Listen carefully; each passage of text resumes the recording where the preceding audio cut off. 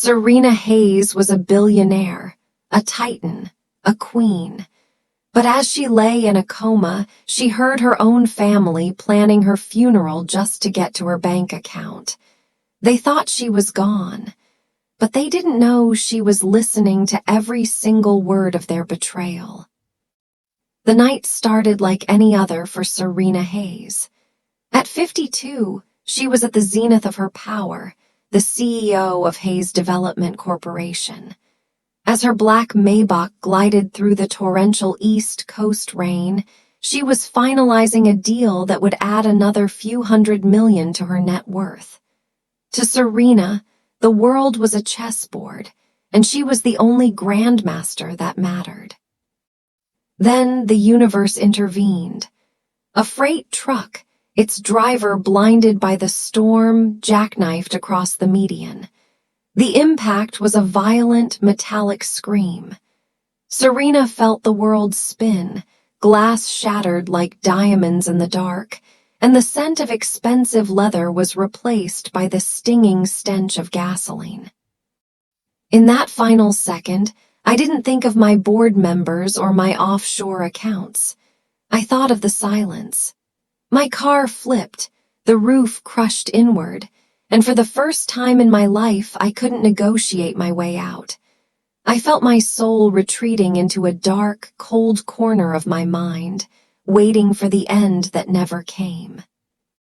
Serena awoke to the smell of antiseptic and the rhythmic beep, beep, beep of a life support machine. She tried to open her eyes to demand an explanation, but her eyelids were made of lead. She tried to move her hand to reach for a nurse, but her arm felt like it was buried under miles of concrete. The doctors entered the room, their voices hushed and clinical. They spoke about brain stem damage and lack of cortical response. They called it a deep coma, but they were wrong. Serena was fully conscious, trapped inside a paralyzed shell, a condition known as locked-in syndrome. I am screaming. Can't you hear me? I can hear the nurses talking about their dinner plans while they wipe the sweat from my forehead. I am a person, not a case number. But to them, I am already a ghost haunting a hospital bed.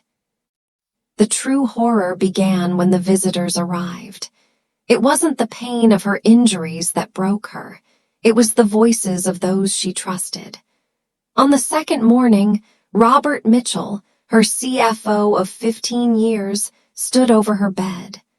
Serena expected him to pray, or at least show concern for the woman who had made him a multimillionaire. Instead, Robert's voice was as cold as a morgue. "The board is already circling," he told a lawyer standing nearby. "If she doesn't wake up in 30 days, we trigger the incapacity clause. Her shares are worth $2 billion. We need to find the original will before her distant relatives do." They laughed, a sharp, greedy sound that echoed in Serena's ears. "You vulture, I gave you power. I gave you a seat at my table.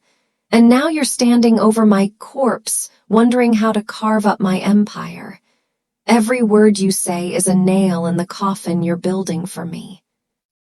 By the third day, the mourners arrived in waves. These were the women Serena had invited to her Hamptons estate, the politicians who begged for her endorsement, the friends who lived off her generosity. Serena heard them enter, smelling of expensive perfume and fake sympathy. One woman called the accident a tragedy for the community, while another immediately whispered about Serena's art collection. Then, she heard the distinct click of a smartphone camera. A so-called friend was taking a selfie with Serena's motionless body to post on social media, a trophy of tragedy for likes and clout. As the hours passed in the suffocating silence, Serena realized the truth she had avoided her entire life.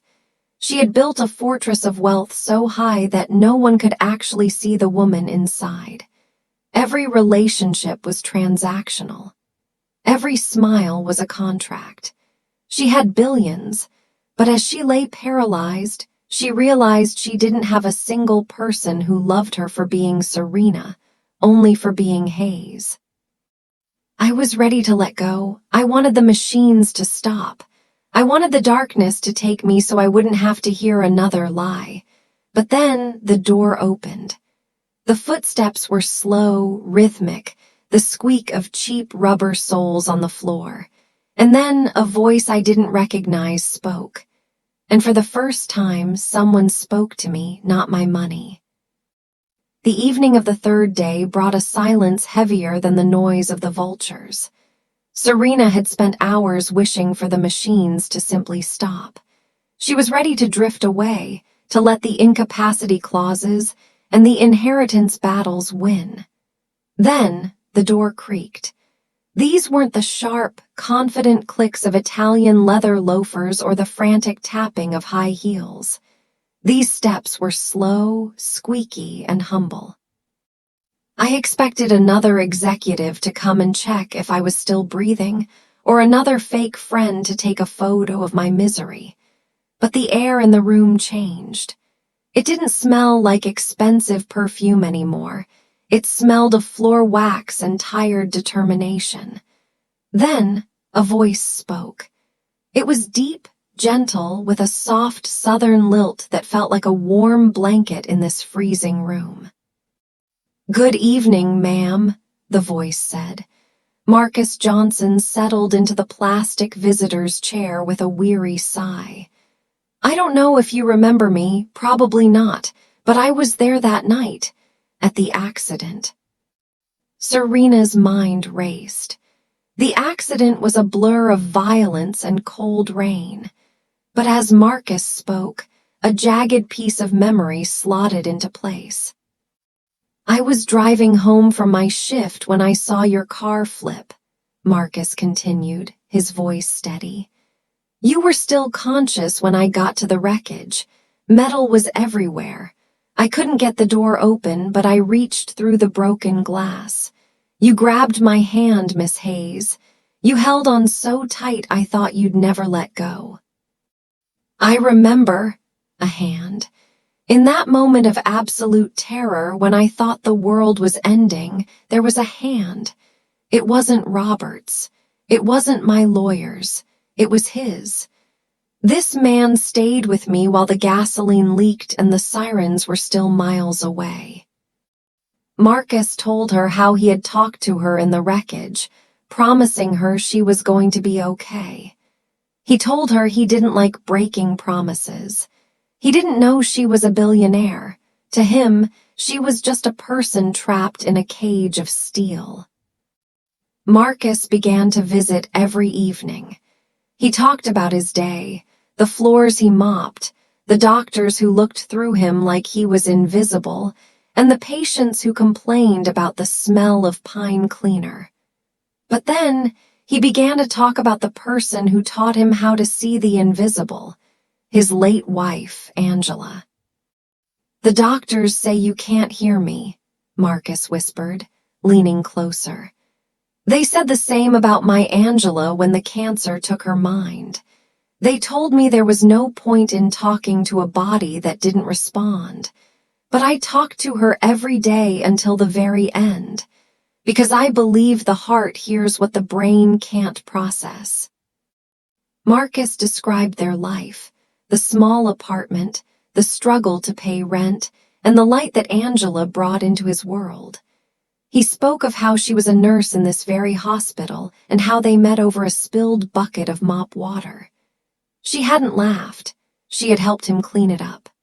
For Serena, listening to Marcus was like watching a movie of a life she never allowed herself to have.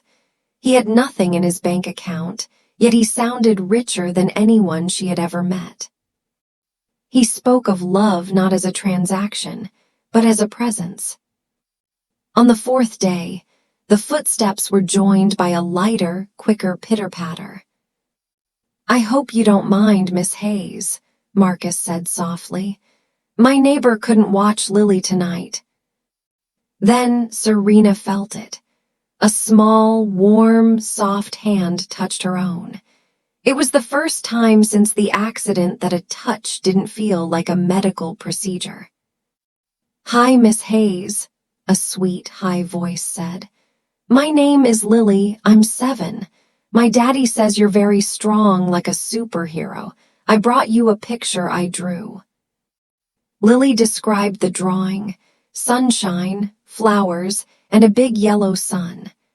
But then, the child asked the question that broke Serena's remaining defenses. "Daddy, is she lonely?" Lily asked. "Why do you ask, baby?" Marcus replied. "Because no one else is talking to her," Lily whispered. "It's scary to be alone in the dark. Don't worry, Miss Hayes, we're here. You can keep us in your heart, and then you'll never be by yourself." Serena, the woman who had negotiated $100 million deals without blinking, felt a metaphorical crack in her chest. She had spent 52 years making sure she was never weak enough to need anyone.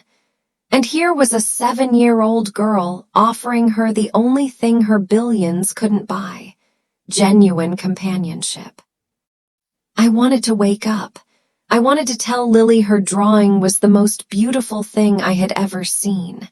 I wanted to tell Marcus I heard every word. But the fear held me back. If I woke up, would they leave?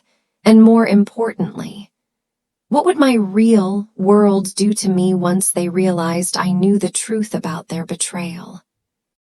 By the end of the first week, Serena's internal world had shifted. The cold, sterile air of the hospital room seemed to warm up whenever Marcus and Lily arrived. Marcus would read to her from an old book of poetry he found in the hospital library, his voice a steady anchor in her sea of silence. Lily would sit by the bed, detailing her school projects or describing the colors she used in her latest drawings. For a few hours every night, Serena wasn't the billionaire or the case study. She was just a friend. I found myself waiting for the squeak of those rubber soles. Marcus didn't talk about my assets. He talked about the stars, about his dreams for Lily, and about how a clean room can help a soul heal. I was starting to see the world through his eyes, a world where value wasn't measured in carats or square footage, but in kindness. I was starting to feel human. But in my world, humanity is a weakness that predators smell from a mile away. The peace was shattered late on the 8th night. Marcus had just finished his shift and said his goodbyes. The hospital was quiet, the hallways dimmed for the night. Serena was drifting into a meditative state when the heavy door swung open with a violent thud. These weren't the gentle steps of a janitor. These were the hurried, aggressive strides of Robert Mitchell and her lead legal counsel. They sounded frantic, their voices jagged with anxiety. "The latest EEG scans show a slight increase in neural activity," the lawyer whispered, his voice trembling. "The doctors are calling it a flicker of hope. If she shows any signs of waking up before the 30-day mark, the incapacity clause is void, Robert. We lose our standing. The board will revert all power to her the second she opens her eyes." Robert's response made Serena's non-existent blood run cold. His voice was no longer the polished, professional tone he used in meetings.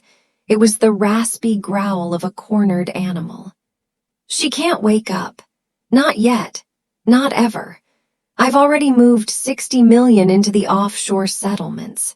If she recovers and audits the books, I'm not just fired. I'm going to prison for the rest of my life."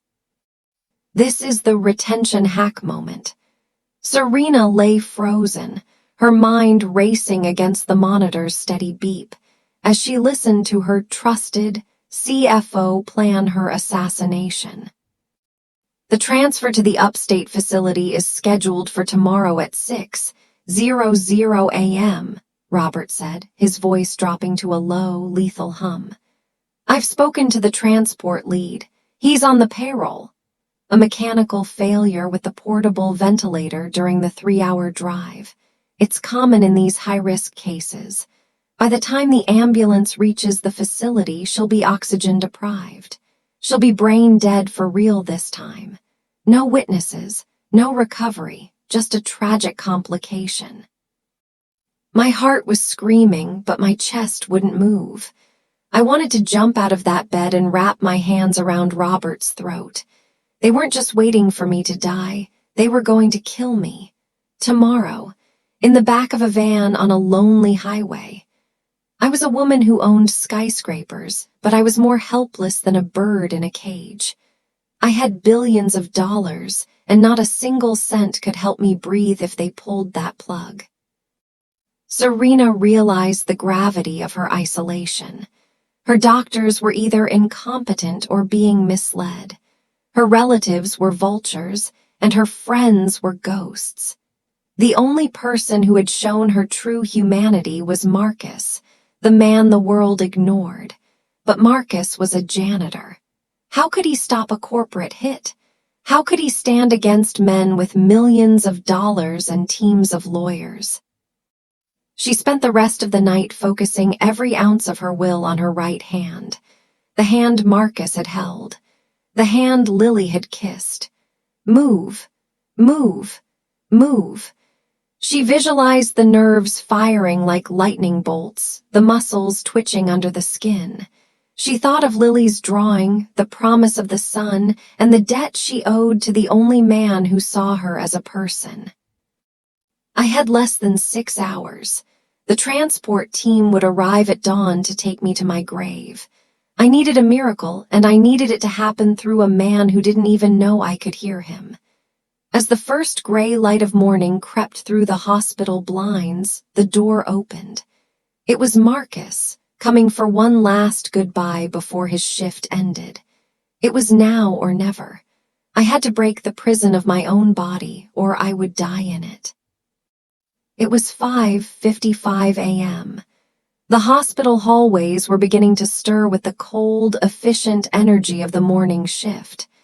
Outside Serena's door, she could hear the heavy rattling of a gurney. The transport team had arrived. Robert Mitchell was there, too, his voice a sharp contrast to the soft morning light. "Is she ready? We have a schedule to keep," he barked at the nurses.